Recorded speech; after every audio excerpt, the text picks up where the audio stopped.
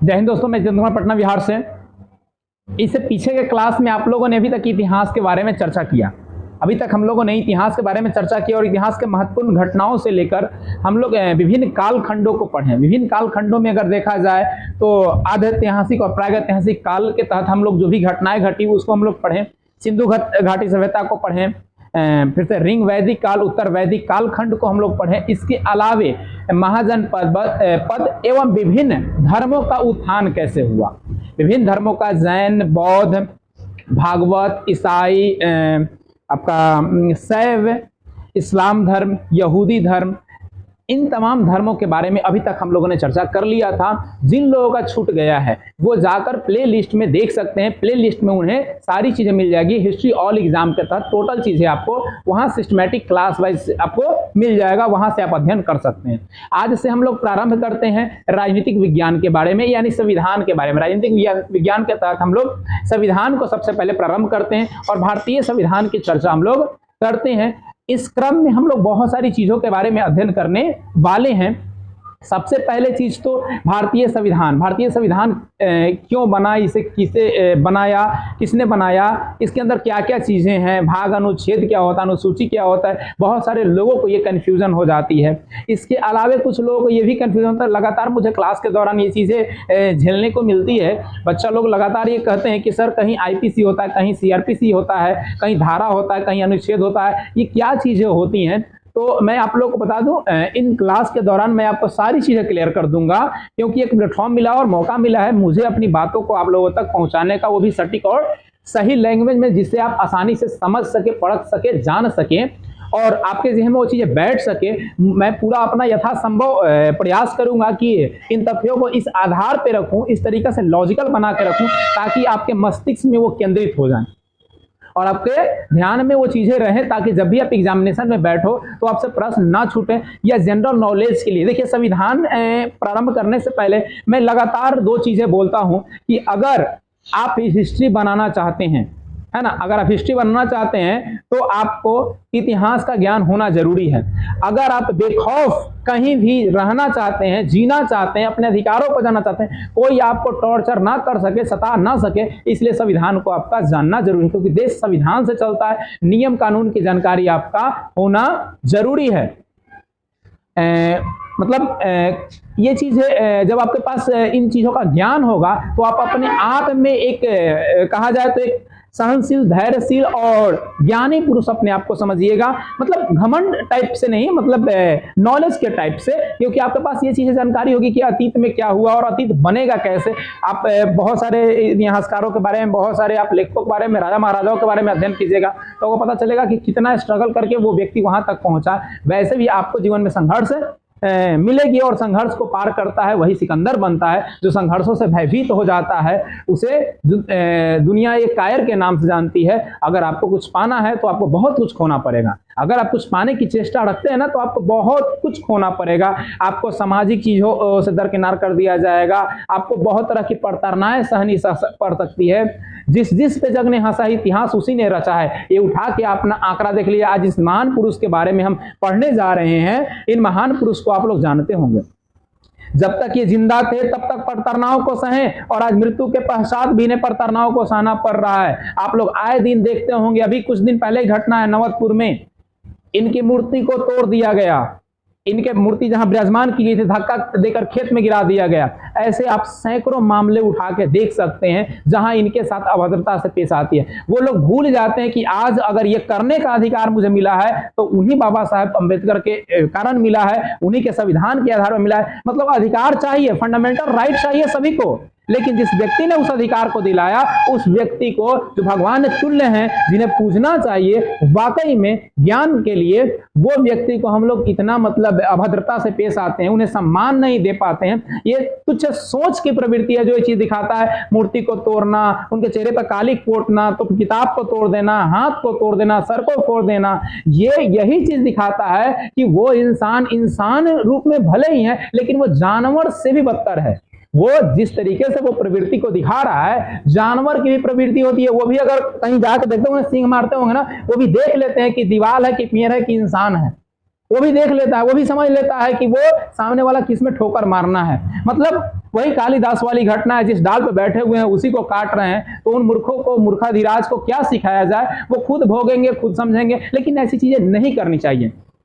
जिस महान पुरुष ने अपने आप को मिटा दिया इस हस्ती को तैयार करने में, भारत को आजादी दिलाने में, भारत के संविधान को निर्माण करने में, जब किसी के पास ऑप्शन नहीं था तो एकमात्र विकल्प थे भीमराव अम्बेडकर, जिन्होंने इतना स्ट्रगल करके, इतना अध्ययन करके इस संविधान को निर्माण किया। और उनके साथ, उनके मरने के बाद भी इस तरह की प्रताड़नाएं उनके साथ सहनी पड़ती है। ये तुच्छ प्रवृत्ति को ही दिखाता है, ये कोई मानवता को नहीं दर्शाता है। तो आइए हम लोग विषय वस्तु की ओर चलते हैं। बातें बहुत सारी है, समय समय पे हम लोग बातें भी उनके बारे में जानते भी रहेंगे। मैं तो यही अपील करूंगा कि आप लोग उनके जीवनी को पढ़िए, आपको एक बहुत बड़ी प्रेरणा मिलेगी। आप उनसे बहुत बड़ा वो बहुत अच्छे मोटिवेटर थे। उनके जीवन को, लाइफ स्टडी को आप स्टडी कीजिएगा तो आपको पता चलेगा कि वो कितने संघर्ष करके उस स्थान तक पहुंचे जिन्हें आज बाबा साहब भीमराव अम्बेडकर या फिर आधुनिक मनु के नाम से जाना जाता है। संविधान के शिल्पकार, संविधान के निर्माता, विधि के निर्माता, कानून के पुस्तक निर्माता, अन्य भिन्न भिन्न नामों से उन्हें जाना जाता है। वो इतनी बड़ी हस्ती बनने के लिए काफी कुछ त्यागे हैं। तो बिना त्याग के कुछ प्राप्त नहीं होता है।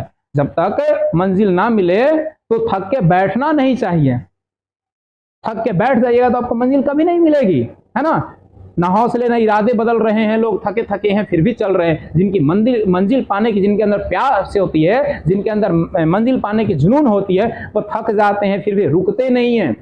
थकना बुरी बात नहीं है, गिरना बुरी बात नहीं है, गिर के ना उठना बुरी बात है। थक के बैठ जाना, पुनः न उठना, ये बुरी बात है। आइए संविधान के क्रम में हम लोग चलते हैं, जानते हैं। तो संविधान, भारतीय संविधान, देखिए विदेश के संविधान के बारे में थोड़ी बहुत हम लोग चर्चा लेंगे, ठीक है। इंटरनेशनल जब कानून की बात हम करेंगे तो आपको बताएंगे, लेकिन अभी वर्तमान समय में हम लोग अपने भारतीय संविधान की ओर चर्चा करते हैं। तो भारतीय संविधान, इंडियन कॉन्स्टिट्यूशन, भारतीय संविधान के बारे में हम लोग चर्चा करने वाले हैं। संविधान का अर्थ होता है सभी के लिए समान विधान, समान नियम, समान कानून, यानी सभी व्यक्तियों को समान दर्जे में रखा गया तो संविधान बना। सभी को समान दृष्टि से देखा गया, यानी भारत के हर एक नागरिक के लिए वही 6 मौलिक अधिकार है और 11 मौलिक कर्तव्य है। ऐसा नहीं है किसी विशेष जाति, विशेष धर्म, विशेष संप्रदाय के लिए मौलिक अधिकारों की संख्या अधिक हो जाती है और किसी निम्न संप्रदाय के लिए, समुदाय के लिए मौलिक अधिकारों की संख्या कम हो जाती है, मौलिक कर्तव्य की संख्या बढ़ जाती है, घट जाती है। ऐसा नहीं है। हमारा संविधान सभी को समान रूप से देखता है, सभी को समान रूप से लेके चलता है, इसीलिए इसका नाम पड़ा संविधान, सभी के लिए समान विधान। और से बोलचाल में हम लोग संविधान को कानून की पुस्तक कहते हैं, कानून की पुस्तक कहते हैं, लाबुक कहते हैं, यानी कानून की पुस्तक, नियमों का, सिद्धांतों की पुस्तक कहते हैं। और उसी सिद्धांत पर देश चलता है। आइए हम लोग चर्चा करते चलेंगे। बहुत सारी चीजों को पढ़ना है, जानना है। बहुत इंटरेस्टिंग टॉपिक है संविधान, जो हर एक इंसान के लिए, मैं कह रहा हूं सिर्फ स्टूडेंट को ही नहीं, हर एक वर्ग के, हर एक समूह के, हर एक एज के लोगों को ये चीज जानना चाहिए। आप अपने अधिकारों को नहीं जानिए जब तक आप सशक्त नहीं हो सकते हैं। ताकतवर बनिए, ताकतवर शरीर से नहीं दिमाग से बनिए, और ताकतवर बनिए इसलिए नहीं कि आप दूसरे को शोषण कर सके, ताकतवर इसलिए बनिए, बुद्धिमान इसलिए बनिए ताकि आपको कोई शोषण ना कर सके, आपके कोई सोच का, आपके कोई इंसानियत का मिसबिहेव ना करे, उसका मिसयूज ना करे, इसलिए ताकतवर बनिए। ताकतवर बनना जरूरी है, और शरीर से नहीं, बुद्धि से, विवेक से, साहस से, धैर्य से ताकतवर बनिए। तो यही ताकतवर बनाने का काम आपको करेगा संविधान, ताकतवर बनाने का काम करेगा संविधान। आइए चर्चा करते हैं। भारतीय राज्य व्यवस्था को समझने के लिए जो सर्वोच्च स्थान दिया गया वो संविधान को दिया गया है। यानी भारत में जो राजतंत्रीय, मतलब लोकतंत्रीय व्यवस्था है, देखिए भारत को राज्य भी कहते हैं, राज्य कहते हैं, वो आप जब प्रस्तावना हम पढ़ाएंगे ना तो इसको डिफाइन कर देंगे, भारत को राज्य क्यों कहते हैं और किस आधार पर राज्य कहते हैं, ठीक है। तो हम डिफाइन कर देंगे। अभी जान लीजिए आप कि राज्य व्यवस्था में संविधान को सर्वोच्चता स्थान प्राप्त है। यानी सर्वोच्च स्थान किसको मिला है? संविधान से। किसको मिला है? संविधान को मिला। यानी संविधान से, भारत तो संविधान से चलता है ना, तो संविधान के तहत सर्वोच्च स्थान संविधान को मिला हुआ है। इसी के तहत आपका राष्ट्रगान, अशोक स्तंभ, तिरंगा झंडा, मान सम्मान, मौलिक अधिकार, मौलिक कर्तव्य मैं पढ़ाऊंगा आगे चल के आपको, जो कि सारा चीज संविधान के तहत ही निहित है। तो संविधान जब निर्माण हुआ, उस निर्माण कालखंड के समय को मूल संविधान कहते हैं, और वर्तमान जिस समय में अभी हम लोग हैं, जिस कालखंड में है, उसे हम लोग वर्तमान संविधान कहते हैं। देखिए मैं यहाँ भले आपको डायरेक्ट लेके आ गया, मैं एक लेके आया हूँ, इसके पीछे कुछ कारण है। इससे पहले बहुत सारे नियम कानून बने, संशोधन हुए, एक्ट लाए गए अंग्रेजों के द्वारा। उन एक्ट से कहीं ना कहीं संविधान के निर्माण का रास्ता, मार्ग प्रशस्त हुआ, और उसी आधार पर उसको जोड़ते जोड़ते अच्छी चीजों को निकालते निकालते अंततः एक संविधान की रूपरेखा तैयार की गई। उन तमाम विषयों पर, उन तमाम पहलुओं पर हम आपसे चर्चा करने वाले हैं, लेकिन पहले तो कुछ चीजें जान लेते हैं, उसके बाद चर्चा करेंगे तो चर्चा का मजा ही कुछ अलग आएगा। तो आइए, मूल संविधान और वर्तमान संविधान। मूल मतलब जब संविधान बना था, जब हमारा संविधान बना था। और बना कब था? तो संविधान बनकर तैयार हुआ था 26 नवंबर 1949 को बनकर तैयार हुआ था। इस तैयार होने की घटना को अंगीकृत कहते हैं, इसे अंगीकृत कहा जाता है, इसे लागू नहीं कहते हैं। लागू करने की कहानी भी हम आपको बताएंगे और अंगीकृत करने की कहानी भी बताएंगे। लागू हुआ था 26 जनवरी 1950। अभी हम सिर्फ इंट्रोडक्शन क्लास में हैं, यानी आपको हम संविधान के कुछ मूलभूत चीजों की चर्चा कर रहे हैं, इसलिए हम डीप में अभी घुसना नहीं चाहते हैं। अगर हम यहां से डीप में घुस गए तो ट्रैक फिर बदल जाएगा। अब जाना है आपको किसी और रूट में, या घुस जाएगा किसी और रूट में तो प्रॉब्लम हो जाएगी। तो मैं आपको अभी जो चीजें बता रहा हूं उसको आप समझने का प्रयास कीजिए। जब उस जगह पे आएंगे तो बिल्कुल डीप में जाके बारीकी से हर एक चीजों की व्याख्या करते हुए, समझाते हुए हम आगे अपने कदम को बढ़ाएंगे। तो मूल संविधान में भाग जो है, भाग की संख्या 22 है और वर्तमान में भी 22 है। अनुच्छेद 350 है, वर्तमान में 450 है। अनुसूची 8 और 12 है। अब ये भाग, अनुसूची, अनुच्छेद क्या है, मैं अपने तरीके से किसी लैंग्वेज दे रहा हूं आपको समझाने के लिए, सिर्फ आपको समझाने के लिए। आप लोग किसी भी क्लास के स्टूडेंट होंगे, हो सकता है बहुत 9, 10, 11, 12 के भी स्टूडेंट वीडियो को देख रहे होंगे। बहुत सारे जो इंटर में, इंटर पास आउट हो चुके, ग्रेजुएशन है, कंपटीशन में है, या फिर जनरल जो है व्यक्ति जो मतलब तैयारी छोटा मोटा करते हैं या नहीं भी तैयारी करते हैं, फिर भी वो वीडियो देख रहे होंगे। तो वैसे लोगों को मैं ये बता दूं समझाने के लिए, इसका कोई तर्क अलग नहीं निकाले, इसको सिर्फ समझाने के लिए। जैसे आप किसी क्लास में, जैसे मान लो कोई स्टूडेंट 10th क्लास का है, 10th क्लास में कोई वैसा पढ़ता है, तो 10th क्लास को क्या आप 9th क्लास कर सकते हैं? नहीं कर सकते। 8 कर सकते हैं, 7 कर सकते हैं, नहीं कर सकते। यानी क्लासेस फिक्स है, वो क्लास वही क्लास कहलाएगा। लेकिन उस क्लास के दौरान विभिन्न सब्जेक्ट पढ़ने होते हैं हमें, विभिन्न सब्जेक्ट पढ़ने होते हैं हमें। तो सब्जेक्ट हर एक क्लास का अलग अलग होता है और सब्जेक्ट के अकॉर्डिंग विषय हो जाता है, सब्जेक्ट अनुसार मतलब लेसन हो जाता है। हर एक सब्जेक्ट का, हर एक विषय का एक लेसन होता है। उसमें एक बुक में आगे उठा कर लेते हैं साइंस, तो साइंस में 10-12 लेसन है। आर्ट्स तो आर्ट्स में फिजिक्स, ये आपका मैथ, हिंदी, इंग्लिश, अलग अलग में सब लेसन हो जाते हैं। उसी आधार पर मैं समझाने का आपको प्रयास कर रहा हूं कि भाग जो हो गया वो क्लास हो गया, भाग जो हो गया वो क्लास हो गया। यानी क्लास फिक्स होता है, 10th को 10th कहेंगे, 9th को 9th कहेंगे, 11th को 11th, 12th को 12th कहेंगे। अब हर एक क्लास के अकॉर्डिंग क्या है, उसकी अनुसूची यानी उसका सब्जेक्ट बनाए गए हैं, उसके विषय बनाए गए हैं कि कितने विषय होते हैं। 10th क्लास में मान लीजिए 6 विषय पढ़ना है, 12th क्लास में 5 विषय पढ़ना है। आप आइएगा उससे डाउन में, या फिर अलग सीबीएसई वगैरह में जाइए तो एक्स्ट्रा कुछ बुक होता है, एडवांस में लिया जाता है। तो वैसे बुक बढ़ेगा, निश्चित है बुक बढ़ेगा तो आपका अनुच्छेद भी, लेसन भी बढ़ेगा। और अनुच्छेद क्या हो गया? लेसन हो गया। उस पाठ्य का, उस विषय का चैप्टर हो गया, उस विषय का चैप्टर हो गया। यानी भाग क्या हो गया? क्लास। भाग क्या हो गया? क्लास। और उस क्लास का ये हो गया आपका सब्जेक्ट। और सब्जेक्ट के अंदर पाया गया लेसन, सब्जेक्ट के अंदर पाया गया लेसन। अब निश्चित है सब्जेक्ट बढ़ेगा तो लेसन भी बढ़ेगा ही। लेसन, सब्जेक्ट बढ़ा, लेसन बढ़ा, सब्जेक्ट बढ़ा, लेसन बढ़ा। लेकिन देखिए ये भाग और अनुसूची, अब ये तो मैं समझाने के बताया था। अब आइए मूल तत्वों पर। भाग और अनुसूची एक दूसरे से जुड़ा हुआ है। जो चीजों का वर्णन आपके भारतीय संविधान के भाग में है वो अनुच्छेद में निश्चित होगा, क्योंकि अनुच्छेद में वर्णित करने से पहले उसको भाग में रखा जाता है और तब अनुच्छेद में उसको वर्णित किया जाता है। लेकिन अनुसूचियां जो है वो अलग से साइड से असिस्टेंट का काम करती है, अलग से किसी चीज को जोड़ने का काम करती है। क्योंकि भाग में अगर जोड़ रहे हैं तो आपको अनुच्छेद में भी जोड़ना पड़ेगा, अनुच्छेद के अंदर भी आपको जोड़ना पड़ सकता है। इसीलिए अनुसूची एक अलग से बना दिया गया कि इसमें आप अलग से साइड से जोड़ सकते हैं कि दोनों को बिना डिस्टर्ब किए हुए, भाग और अनुसूची को बिना डिस्टर्ब किए हुए। तो जब हमारा संविधान बना था तो भाग 22 थे, वर्तमान में 22 ही भाग है ना। ये 100 साल के लिए था, 2050 के बाद बदल सकता है, चेंज किया जा सकता है। जरूरत पड़ेगी तो जुड़ेगा, जरूरत पड़ेगा तो जुड़ेगा। अनुच्छेद 350 था, बाद में जैसे जैसे आवश्यकता पड़ी अनुच्छेदों को जोड़ा गया। जैसे कि आप लोग पढ़े होंगे मौलिक अधिकार के बारे में, मौलिक कर्तव्य के बारे में, है ना। मौलिक कर्तव्य 4 के क में रखा हुआ है, भाग 4 के क में रखा गया है। और वही अनुच्छेद 51 के क में रख दिया गया, उसको अनुच्छेद 51 के क में रखा गया। यानी 4 और 5 तो बन चुका था, बीच में उसको घुसाने की जरूरत पड़ी। तो क्या करते हैं हम लोग बीच में, क्या करते हैं? घुसाते हैं ना। आप ट्रेन में सफर करते होंगे, याद होगा आपको, ट्रेन में सफर करते होंगे, आपको टिकट कंफर्म नहीं हुआ, आप घुस के एग्जाम देने गए होंगे, तो क्या करते हैं? तुम्हें जगह नहीं कहीं मिला तो चादर निकाले, कंबल निकाले, मतलब जो भी है आपके पास, चिमकिल निकाले, और बीच में जो रहता है ट्रेन के इस सीट और इसी के बीच वाला जगह, उसी में मार लिए नींद, है ना, उसी में अरेंज कर लेते कैसे। वैसे ही संविधान के एक भाग से दूसरे भाग में जब जगह नहीं होता है उसको क ख या ए बी सी डी सब मतलब भाग उसको बनाया जाता है। या आर्टिकल्स में यानी अनुच्छेद वगैरह में होता है कि अगर जगह नहीं रहता, जैसे 51 के आप देख रहे हैं, आप पढ़े होंगे बोलने का अधिकार, लिखने का अधिकार, अगर जानते होंगे तो, नहीं जानते हो तो मैं बताऊंगा ही। अनुच्छेद 19 के क में, है ना, अनुच्छेद 19 से ख हुआ, ग हुआ, घ हुआ, अंग हुआ, ऐसे करके चलता गया, है ना। तो ये चीजें बनती गई, बीच में जोड़ी गई, इसकी वजह से क ख ग हुआ। वो सबको मिला के 450 प्लस अनुच्छेद है, यानी अभी और बढ़ सकते हैं, निरंतर बढ़ भी रहे, जहां संशोधन हो रहा है जोड़ा जा रहा है। वैसे ही अनुसूची में 8 की, मूल संविधान में अभी 12 है, जरूरत पड़ेगा तो आगे जोड़ा जा सकता है। अब आइए, भारतीय संविधान में संशोधन करने का अधिकार भारतीय संसद को है, भारतीय संसद को है, भारतीय पार्लियामेंट को है। नया पार्लियामेंट भवन बना, वीडियो भी देखे आप लोग, सनगोल की छड़ी को लेकर विवाद हुआ, है ना, राष्ट्रपति को प्रवेश नहीं दिया गया, इसको लेकर विवाद हुआ, काफी गर्मा गर्मी रही, लेकिन कोई फायदा नहीं हुआ, है ना। सिर्फ अधिकार के लिए आप आवाज उठा सकते हैं, लेकिन सरकार आपके मानने वाली नहीं है, मानेगी तो ना, है ना, कान में तेल डाल के पड़ी हुई है, जबकि वो गलत हुआ।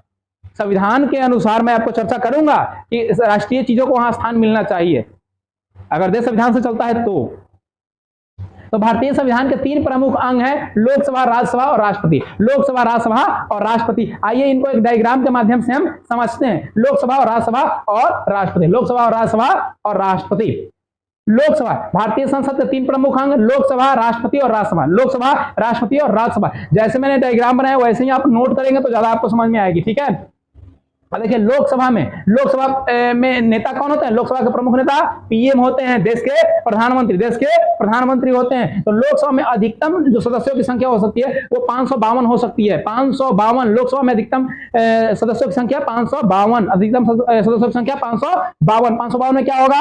552 में 430 होंगे, सॉरी 530 होंगे राज्य के अंदर से मनोनीत किए गए जो आपके सांसद वगैरह होते हैं, रामकृपाल जी हैं, है ना। वैसे ही केंद्र शासित प्रदेश से 20 होंगे, केंद्र शासित से 20 होंगे। और एंग्लो इंडियन 2 को राष्ट्रपति चुनते हैं, उसे एंग्लो इंडियन कहा जाता है। वो 2 लोग 530 प्लस 20 प्लस 2 जोड़ने पर 552 होंगे, जो कि अधिकतम, इससे ज्यादा नहीं हो सकता है। किंतु वास्तविक संख्या जो होती है वो होती है 543। 543 क्या होती है? वास्तविक संख्या होती है। राष्ट्रपति देश का प्रमुख नागरिक होते हैं, आप लोग याद रखिएगा, राष्ट्रपति देश के प्रमुख नागरिक होते हैं। और किसी भी व्यक्ति को फांसी से बचाने के लिए इनके पास ये हथियार है जो ये बचा सकते हैं। जब आएंगे हम अनुच्छेद पढ़ाएंगे तो बताएंगे किस अनुच्छेद के तहत राष्ट्रपति को ये पावर मिला हुआ है कि वो किसी की फांसी को भी टाल सकते हैं, आजीवन कारावास को मतलब उसका फांसी वाली सजा को मुक्त कर सकते हैं, सजा को कम कर सकते हैं, ऐसा पावर राष्ट्रपति के पास है। वो चर्चा करेंगे हम लोग जब आएंगे तो।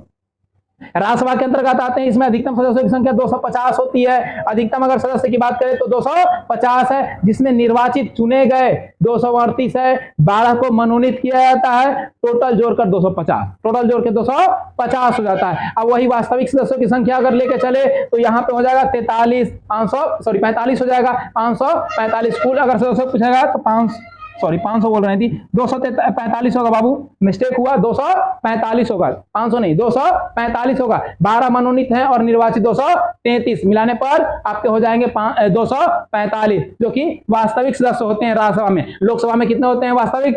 543। याद रखिएगा, कुल सदस्य 552 लोकसभा में, राज्यसभा में कुल सदस्य कितना? 250। अगर वास्तविक पूछे तो लोकसभा में 543 और राज्यसभा में 245। आइए और देखते हैं, कराए के संविधान 2 प्रकार का होता है। विश्व में जो भी संविधान है तो संविधान 2 प्रकार के लिखे गए हैं। अगर संवैधानिक दृष्टि से देखें तो एक लिखित और एक अलिखित। लिखित और अलिखित। लिखित कहने का मतलब है कि लिखा हुआ संविधान, लिखा हुआ संविधान जिसे बाई राइटिंग रूप में लिखा गया। अलिखित मतलब इसको लिखा नहीं गया, वो मौखिक है, मौखिक लोग जुबान पर रट लिए, याद कर लिए। लिखित कुछ है, साक्ष्य नहीं है। देखिए, भारत का संविधान विश्व का सबसे बड़ा संविधान है। भारत का संविधान विश्व का सबसे बड़ा लिखित संविधान है। भारत का संविधान विश्व का सबसे बड़ा लिखित संविधान है। अगर देखा जाए तो और विभिन्न देशों का भी लिखित संविधान है। कौन कौन है? तो अमेरिका है, ऑस्ट्रिया है, कनाडा है, चीन है और भारत है। ऑस्ट्रिया, कनाडा, चीन, भारत, ये सभी है जो अमेरिका ये सभी विश्व के लिखित संविधान है। कौन है? लिखित संविधान है। भारतीय संविधान का निर्माण कह रहा है कि निर्माण में 75%, यानी भारतीय संविधान का जो निर्माण हुआ उस निर्माण की प्रक्रिया में 75% जो योगदान है वो 1935 एक्ट, अंग्रेज लोग एक एक्ट लेके आया था 1935, उस एक्ट का काफी योगदान है। हम बाबू आपकी सब चर्चा करने वाले हैं। 1773, 1733, 1853 और 1935, 1909, 1919 ये सभी एक्ट आए थे। विभिन्न एक्टों के बारे में हम आपको चर्चा करेंगे अगले क्लास से, उससे हम लोग आएंगे। अभी आप जान लीजिए कि 75% योगदान था आपके 1935 के एक्ट का और 25% योगदान हुआ विभिन्न देशों का, जैसे कि America, Britain, Ireland, Austria, Germany, Canada, दक्षिण अफ्रीका, रूस और जापान। ये 9 प्रमुख देश हैं जिनका सहयोग है भारतीय संविधान के निर्माण में, जो कि 25% योगदान वहां से लिया गया और 75% योगदान है 1935 के एक्ट से लिया गया। लगभग 250 अनुच्छेद 1935 के एक्ट से जोड़े गए। यानी सोच लीजिए जब संविधान बना तो 350 एक्ट था, उसमें 250 करीबन एक्ट कहां से लिए गए? आपको 1935 के एक्ट से लिए गए। तो उसकी चर्चा हम करेंगे। अब देखते हैं लिखित संविधान के कुछ तथ्य विभिन्न देशों के। तो कह रहा है कि विश्व का सबसे पहला लिखित संविधान अमेरिका का है, जो कि 1789 ईस्वी में अमेरिका में संविधान लागू हुआ। अमेरिका में संविधान 1789 में हुआ, जो कि सबसे पहला संविधान था लिखित। और लेकिन विश्व का सबसे बड़ा अगर लिखित संविधान की बात करें तो भारत का है। विश्व का सबसे बड़ा अगर लिखित संविधान की बात करें तो भारत का है। विश्व का सबसे छोटा अगर लिखित संविधान की बात करें तो यूरोप महादेश में